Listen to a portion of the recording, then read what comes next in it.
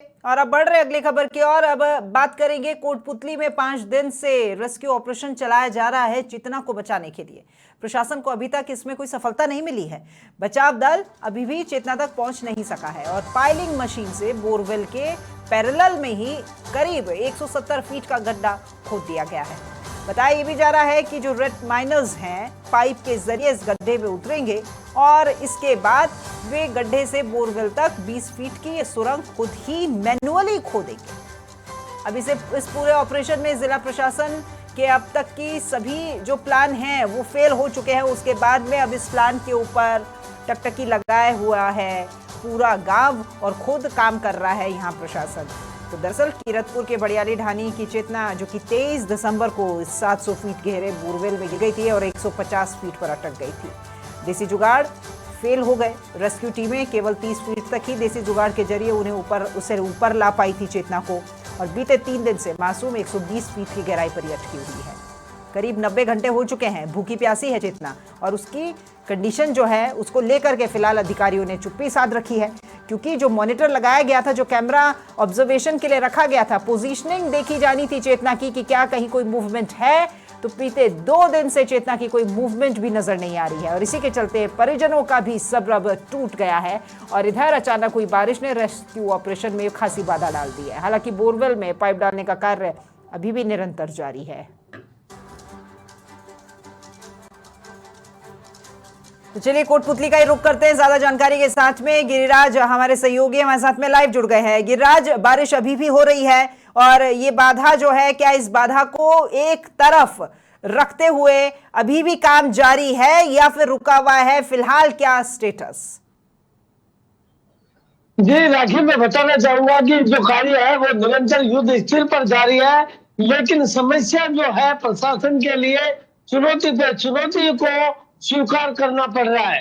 कारण आप देख सकते हो तस्वीरों में कि किस तरीके से बारिश बार बार जो है काम में रुकावटें पैदा कर रही है। काफी देर रात से जो बारिश है वो लगातार रिमझिम कर वो जारी है, जिसके कारण काम करने में काफी दिक्कतों का सामना करना पड़ रहा है।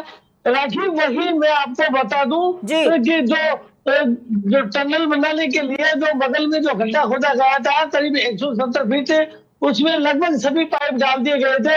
अभी एक पाइप जो है वो डालना बाकी था, जिसकी वजह से अभी वो जो बारिश की वजह से थोड़ा लेट हो रहा है और उसकी वजह से वो जो वेल्डिंग करते हैं उनमें दिक्कतें आ रही है। वहीं दूसरी बात मैं आपको बता दूं कि समाचार प्लस की जो टीम है बराबर वो बारीकियों पर नजर डाले हुए हैं कि आखिर कौन सा इंस्ट्रूमेंट कब काम आ रहा है और कब जरूरत पड़ रही है। वही मैं आपको बता दूं कि जो पहले वाली आपको विजुअल में दिखाई है मैंने, पहले वाली जो हाइड्रो मशीन है उसकी जो क्षमता थी वहां उसकी जो क्षमता थी वो 55 टन थी, लेकिन जो पाइप उसमें डाले गए हैं वो पाइपों का जो वजन है ओवर हो गया है और वो पाइप जब वेल्डिंग कर रहे हैं उन्हें ऊपर नीचे भी करके सेट करना पड़ेगा।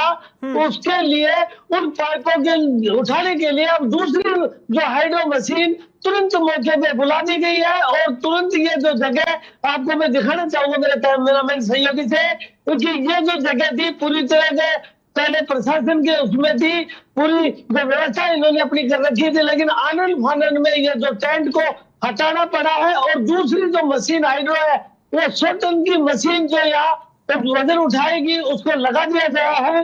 काम में निरंतर जो है जारी है और जो दिक्कतें आ रही है, जो इंस्ट्रूमेंट चाहिए उनको भी तुरंत मौके पर अवेलेबल करवाया जा रहा है और जो प्रशासन पूरा जो एनडीआरएफ की टीम है उसमें बिलीव करके बैठा है। उन्हीं अधिकारी से हम बात करना चाहेंगे। सर उनसे हम बात करना चाहेंगे क्योंकि सर काम कर लेना सर ये भी काम में जुटे हैं, काम में है और पूरा जो जिम्मेदारी है हर प्रशासन की और हर ग्रामीण की और पूरे देशवासियों की जो चेतना की उम्र की कामना कर रहा है, उन सबकी उम्मीदें एनडीआरएफ की टीम तक टिकी हुई है। गिरिराज, और गिरिराज, जो उसको पूरा उम्मीद सभी की निरंतर है कि चेतना जी, सकुशल बाहर आए, लेकिन कहीं ना कहीं प्रशासन भी इस बात पर चुप्पी साधे हुए है, क्योंकि पिछले 2 दिन से चेतना का मूवमेंट नहीं देखने को मिला है।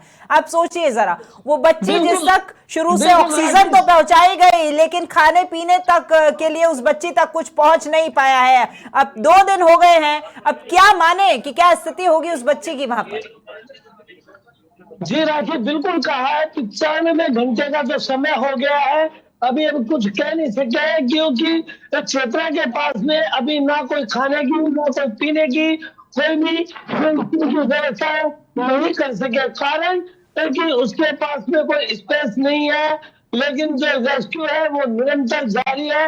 लगातार बारिश के बीच में ये रेस्क्यू चालू है, और ऐसे में जो हमारे साथ में जो डीवाईएसपी राजेंद्र जी है, उनसे भी बात करना चाहेंगे, लेकिन वो निकल गए हैं।